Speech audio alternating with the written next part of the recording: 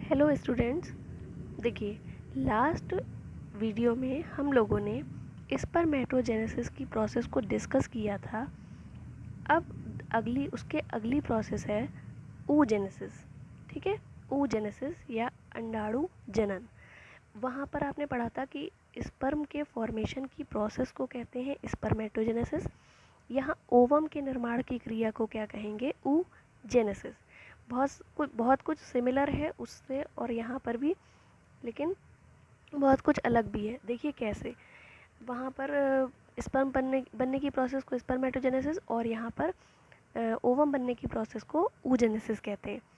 देखिए, फिर उसके बाद आपने उसमें वीडियो में पढ़ा था कि जो सेमिनिफेरस ट्यूब्यूल्स होती हैं उसके अंदर जर्मिनल एपिथेलियम की लेयर्स पाई जाती है। उन जर्मिनल एपिथेलियम की लेयर को की जो कोशिकाएं होती हैं उनको बोलते हैं प्रीमोर्डियल जर्म सेल्स।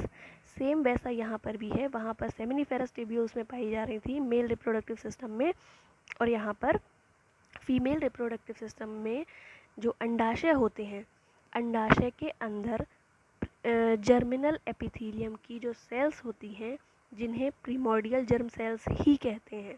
ठीक है, फिर उनमें क्या होता है कि उसमें माइटोटिक डिवीज़न होते हैं। जैसे उसमें माइटोटिक डिवीजन्स हुए थे, वो आप देख लीजिएगा, उस वाली में कंपैरिजन कर लीजिएगा, थोड़ा बहुत सिमिलर है स्टार्टिंग का। तो इसमें माइटोटिक डिवीजन्स होते हैं और क्या बन जाते हैं? oogonia। देखिए, वहाँ पे सेमिनिफेरस ट्यूब्यूल्स में हो रहा था और यहाँ पर किस में होगा? इसमें ओवरी में। ठीक है, इसमें कहाँ होगा? ओवरी में। ओवरी है, ये फेलोपियन ट्यूब है, इसको ध्यान रखिएगा। अभी ये आगे मैं वर्ड बताऊंगी यहाँ पे क्या होता है। फिर इसके अंदर ही एक लेयर होती है, इस ओवरी के अंदर एक लेयर होती है जर्मिनल एपिथेलियम की सेल, जर्मिनल एपिथेलियम की लेयर। उसकी कोशिकाओं को कहते हैं प्रीमोर्डियल जर्म सेल्स। उस सेल्स में क्या होता है? माइटोटिक डिवीजन्स होते हैं, यानी समसूत्री विभाजन होते हैं, और क्या बनते हैं? oogonia। क्या बनते हैं? oogonia, सॉरी, देखिए oogonia बन जाए। जब बहुत सारी सेल्स होती हैं तो oogonia कहते हैं, और एक सिंगल सेल को बोलते हैं ओगोनियम। जैसे वहाँ पर स्पर्मेटोगोनिया, बहुत सारी सेल्स को, और एक सेल को स्पर्मेटोगोनियम। ठीक है, तो इस तरीके से क्या बन जाता है? oogonia। oogonia जब बन जाते हैं उसके बाद इनमें से क्या होता है? कुछ कोशिकाएं ऐसी होती हैं oogoनियम सेल्स जो वृद्धि करती हैं, और जैसे उसमें वो स्पर्मेटोगोनियम में वृद्धि हुई थी, ऐसी इसमें भी थोड़ी वृद्धि होगी और क्या बना लेंगी? Primary oocyte cells. अब देखिए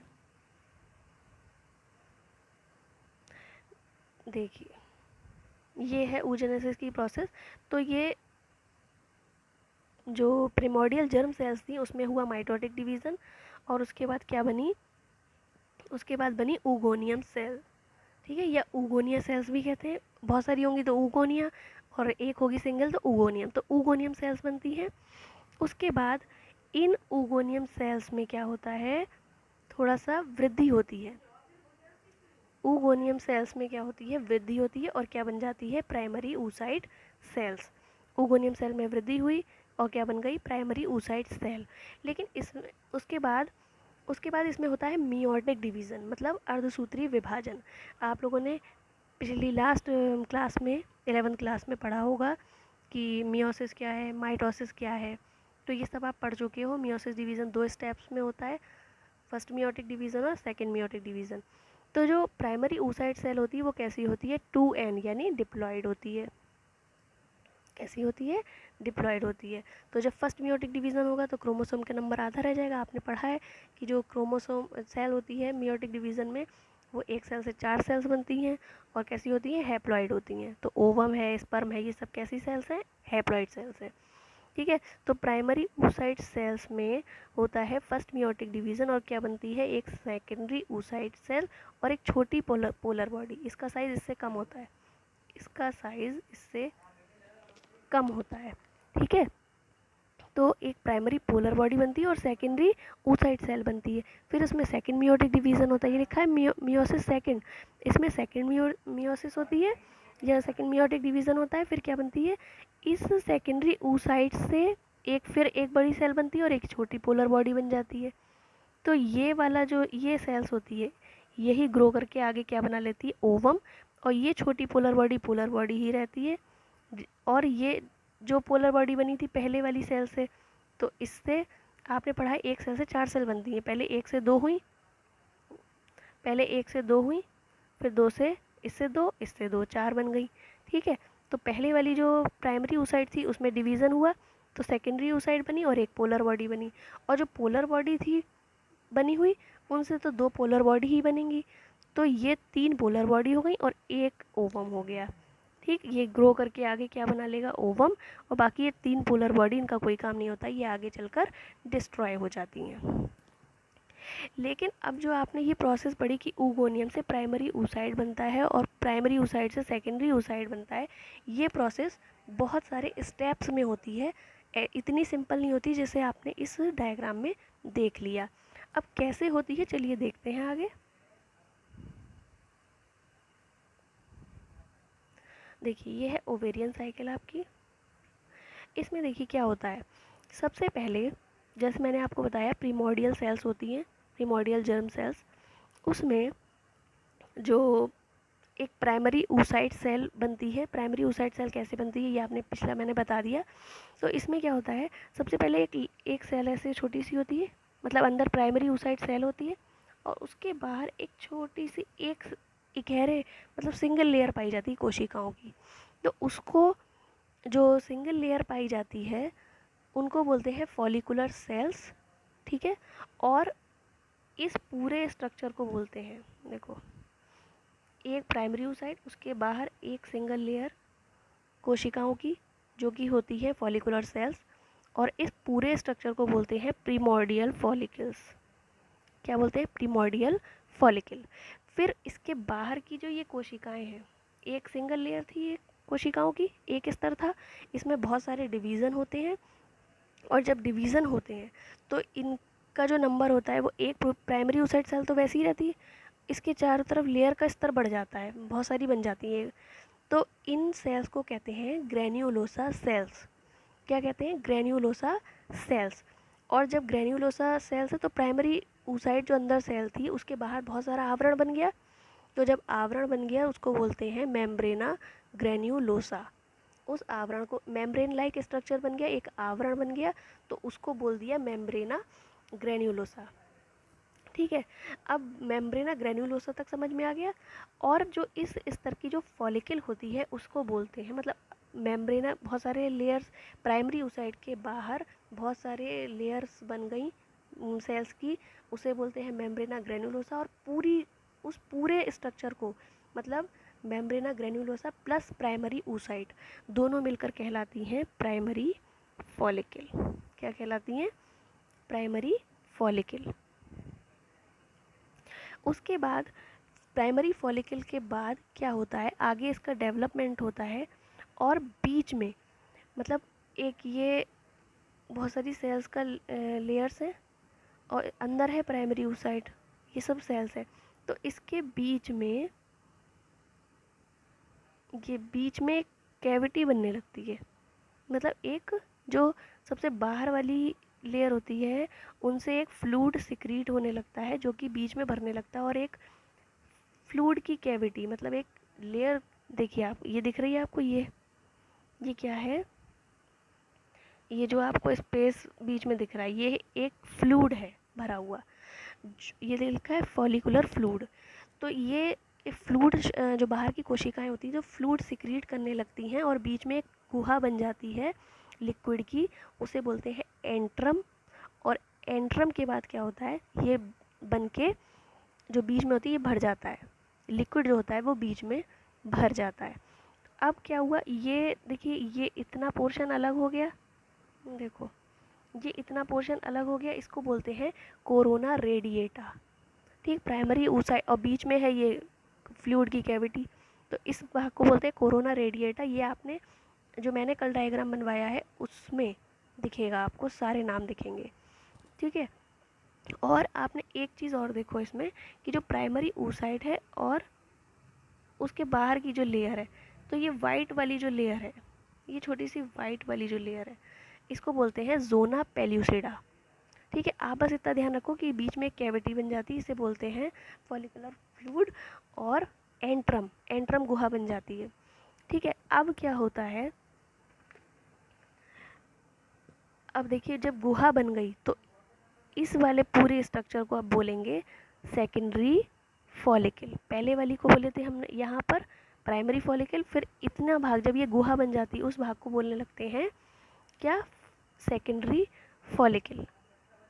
ठीक है, सेकेंडरी फॉलिकल। अब इसमें क्या होता है, अब इसमें जब यहाँ तक आ गई तो प्राइमरी oocyte में अब डिवीज़न होगा, मियोटिक डिवीज़न शुरू हो जाता है स्टार्टिंग में थोड़ा, लेकिन फिर रुक जाता है मियोटिक डिवीज़न। जब ये कैविटी बन जाती है उसके बाद, कैविटी बनने के बाद फिर इसमें मियोसिस डिवीज़न प्रारंभ हो जाता है, और क्या बन जाता है, एक सेकेंडरी oocyte और एक polar body. First polar body लिखा है तो इसमें एक oocyte बन जाती है, ये देखिए सेकेंडरी oocyte और एक फर्स्ट पोलर बॉडी, ये दोनों अटैच होती हैं, एक ऐसे होती है एक छोटी सी पोलर बॉडी, ये दोनों अटैच होती है। इसमें डायग्राम में नहीं दिख रहा है लेकिन ऐसा ही होता है। ठीक है, इतना स्ट्रक्चर ये हो जाता है। ये फर्स्ट मियोटिक डिवीज़न में हो जाता है, सेकेंडरी oocyte बन जाती है और फर्स्ट पोलर बॉडी बन जाती है। अब क्या होता है, जो ये लेयर, ये जो सेकेंडरी oocyte बन गई, सेकेंडरी oocyte में जब बन जाती है उसके बाद ये, इसमें क्या होता है, मियोसिस सेकंड होती है, और मियोसिस सेकंड जब होती है तो मियोसिस सेकंड में फिर मैंने जैसे आपको पहले ही बता दिया कि पोलर बॉडी से पोलर बॉडी बनेंगी, और सेकेंडरी oocyte से एक ओवम और दूसरी छोटी पोलर बॉडी फिर बन जाएगी। ठीक, तो एक सेल से 4 सेल बन गई, 2 ये हो गई, 2 ये हो गई। तो जो ओवम होता है, अब जब ओवम बन गया, वही जो सेकेंडरी oocyte बनता है यही आगे चलकर ओवम में बदल जाता है, जैसे मैंने अभी बता चुकी हूँ। तो ओवम बनने के बाद ये जो स्ट्रक्चर होता है वो बाहर रिलीज हो जाता है, कहाँ, ओवरी, ये सब ओवरी में ही तो हो रहा है, ये सब ओवरी है। ठीक, ओवरी की सतह पर उभर आती है, और जो ओवम होता है वो कहाँ चला जाता है, फेलोपियन ट्यूब में। कहाँ चला जाता है, फेलोपियन यूटेराइन ट्यूब में, सॉरी फेलोपियन ट्यूब बोलो या यूटेराइन ट्यूब बोलो एक ही बात है, ये फेलोपियन ट्यूब में निकल कर बाहर चला जाता है। और जो बचा हुआ पोर्शन होता है, कोशिकाओं का स्तर होता है, उसे बोलते हैं कॉर्पस ल्यूटियम। और कॉर्पस ल्यूटियम बनने के बाद ये जो कॉर्पस ल्यूटियम होता है, अगर ये ओवम जो गया है फेलोपियन ट्यूब में, अगर स्पर्म से इसका फर्टिलाइजेशन हो जाता है तो प्रेगनेंसी बन जाती है, और आगे जो एम्ब्रियो बनता है उसका डेवलप, जाइगोट वगैरह बनता है और डेवलपमेंट शुरू हो जाता है। ठीक है, बेबी का डेवलपमेंट शुरू हो जाता है। लेकिन अगर फर्टिलाइजेशन नहीं होता है तो ये एक धब्बे के रूप में रह जाती है, एक स्पॉट के रूप में रह जाती है, जिसे बोलते हैं कॉर्पस एल्बिकेंस। और ये जो कॉर्पस ल्यूटियम होती है, अगर फर्टिलाइजेशन हो जाता है तो इससे बहुत सारे हार्मोन्स रिलीज होते हैं, जैसे कि रिलैक्सिन है, इनहिबिन है, एस्ट्रोजन है, प्रोजेस्ट्रॉन है। ये सारे हार्मोन्स इसी ग्रंथि से, ये एक ग्रंथि बन जाती है, अंतःस्रावी ग्रंथि। तो इससे बहुत सारे हार्मोन्स रिलीज होने लगते हैं, जो कि आगे प्लेसेंटा के निर्माण में, ठीक है, जो नाल जिसे बोलते हैं, जिसके द्वारा एम्ब्रियो गर्भाशय से जुड़ता है, उसके निर्माण में वो हार्मोन्स हेल्पफुल होते हैं। अदरवाइज़ ये जो संरचना होती है वो क्या होता है, ख़त्म हो जाती है, डिस्ट्रॉय हो जाती है, समाप्त हो जाती है। ठीक है, क्योंकि उसका कोई काम ही नहीं है। और जो ओवम होता है वो मेंस्ट्रुअल पास के थ्रू बाहर हो जाता है, मतलब मेंस्ट्रुअल साइकिल आती है तो उसमें क्या होता है, ओवम ही रिलीज़ होता है।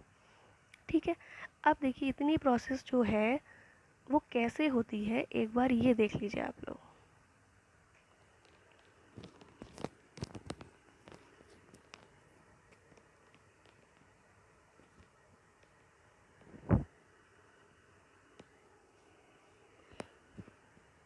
ये देखिए सबसे पहले मैंने बताया था प्राइमरी oocytes होती हैं, इनके पास एक चारों तरफ एक सिंगल लेयर होती है, कोशिकाओं का एक स्तर है, दिख रहा है ना, एक लेयर है।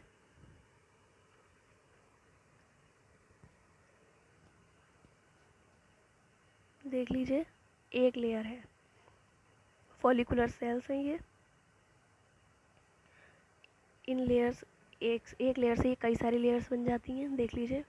जिन्हें बोलते हैं ग्रेन्युलोसा सेल्स। और ये ग्रेन्युलोसा सेल्स क्या करती हैं, इस पूरे स्तर को बोलते हैं मेम्ब्रेना ग्रेन्युलोसा।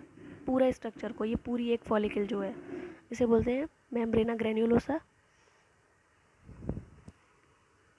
ये बीच में बता दिया जोना पेलुसिडा है, ये प्राइमरी oocyte है, ये बाहर फॉलिकुलर सेल्स हैं। और जो ये सेल्स होती हैं उसके चारों तरफ, वो उसमें क्या निकल आते हैं, माइक्रोविल्लाई निकल आते हैं, जो कि अंदर जो प्राइमरी oocyte है उसको न्यूट्रिशन दे सकें। ये सेल्स, उसको भी तो न्यूट्रिशन चाहिए, वही तो मेन है प्राइमरी oocyte जिससे ओवम बनेगा। तो इस तरीके से फिर बीच में देखिए एक एंट्रम बनने लगती है, ये जो वाइट कलर की आपको दिख रही है ये एंट्रम बनने लगती है।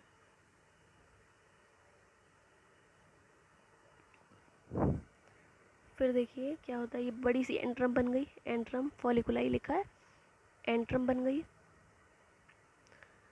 लिक्विड भर गया, लिक्विड फॉलिकुलाई, बाहर की सेल्स जो होती है वो लिक्विड सिक्रीट करती हैं और लिक्विड से भरी हुई एक गुहा बन जाती है एंट्रम। इस बाहर वाले सेल को बोलते हैं मेम्ब्रेना ग्रेन्युलोसा।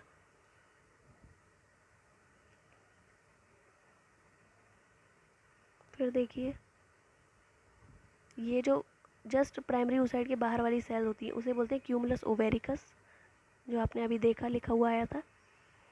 इस भाग को बोलते हैं जोना पेल्यूसिडा। प्राइमरी oocyte के जस्ट बाहर वाली एक लेयर होती है उसको बोलते हैं जोना पेल्यूसिडा। ये देखिए ये इस पूरी फॉलिकल को बोलते हैं सेकेंडरी फॉलिकल। ये पूरे एंट्रम प्लस इस पूरे स्ट्रक्चर को बोलते हैं सेकेंडरी फॉलिकल। अब देखिए इतनी पूरी लेयर बन गई। अब इस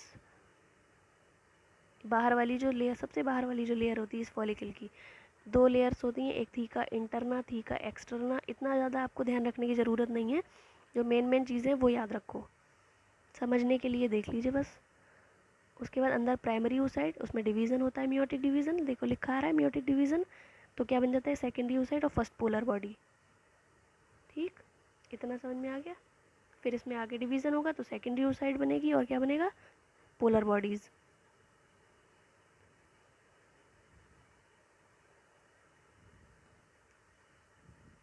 ये मैंने बता दिया, सेकेंडरी oocyte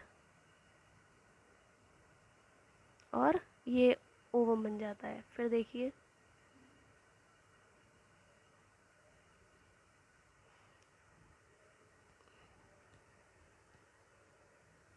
ये ओवरी है, इसके अंदर ही पूरी फॉलिकल्स वगैरह जो आपने देखी पिछली वीडियो में वो सब बनती है, रिलीज़ होती है। फिर देखिए ये माइटोसिस, जब oogonia बनती है तो कैसे बनती है, माइटोसिस के थ्रू। फिर माइटोसिस में उसमें ग्रोथ होती है प्राइमरी oogonia में, और ग्रोथ होने के बाद क्या बन जाता है, प्राइमरी oocyte। प्राइमरी oocyte के बाद मियोसिस होती है। मियोसिस में आपने देखा है फर्स्ट मियोटिक डिवीज़न होता है, क्रोमोसोम नंबर आधे हो जाते हैं। मान लीजिए 2 थे तो एक एक चला गया, तो फर्स्ट ये देखिए पोलर बॉडी बन गई, और ये बड़ा वाला ओवम सेकेंडरी oocyte, और सेकेंडरी oocyte ही ग्रो करके आगे क्या बनाएगा, मियोसिस 2 हो गई। तो फिर से एक ओवम और पोलर बॉडी, और ये जो दूसरी पोलर बॉडी घूम रही थी ये इससे पोलर बॉडी ही बनेगी। ये देखिए 4 बन गई, 4 सेल्स हो गई। अब ये तीनों पोलर बॉडीज़ जो है वो डिस्ट्रॉय हो जाएंगी और क्या बचेगा, केवल ओवम।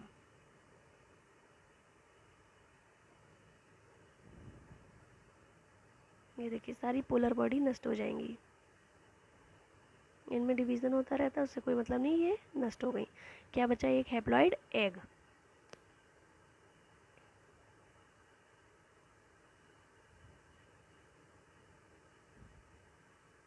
ये आपने पूरा स्ट्रक्चर ओव्यूलेशन का पढ़ ही लिया कि ये कॉर्पस ल्यूटियम लास्ट में बचती है, कॉर्पस ल्यूटियम, कॉर्पस एल्बिकेंस बोलते हैं लास्ट वाली स्ट्रक्चर को। अब देखिए एक लास्ट और देख लीजिए कि जब ओवम बन गया, अब ये मैंने बताया ओवम फेलोपियन ट्यूब में चला जाता है, कैसे जाता है ये देख लीजिए। ये देखिए ओवम ओवरी के थ्रू ओवरी की सतह पर उभर आता है। ओवम जब बन जाता है सेकेंडरी oocyte के बाद, सेकेंडरी oocyte से ओवम बनता है। ओवम जो होता है वो ओवरी की सतह पर उभर आता है। देखिए, ये देखिए, ये ओवम आ गया और कहाँ चला जाएगा, फैलोपियन ट्यूब में। ये चला गया फैलोपियन ट्यूब के अंदर। अब यहाँ पर अगर इसका फर्टिलाइजेशन हो जाता है तो प्लासेंटा का निर्माण, ये देखिए स्पर्म्स हैं छोटे छोटे, इसके द्वारा अगर इसका फर्टिलाइजेशन हो जाता है तो प्लासेंटा के निर्माण होता है और एम्ब्रियो का डेवलपमेंट होता है। जाइगोट बनता है पहले, फिर एम्ब्रियो, और एम्ब्रियो बनने के बाद उसका डेवलपमेंट आगे हो जाता है। अदरवाइज ये जो होता है वो मेंस्ट्रुअल पास के थ्रू बाहर हो जाता है। आई होप आप लोगों को ये प्रोसेस पूरी समझ में आ गई होगी। Thank you so much.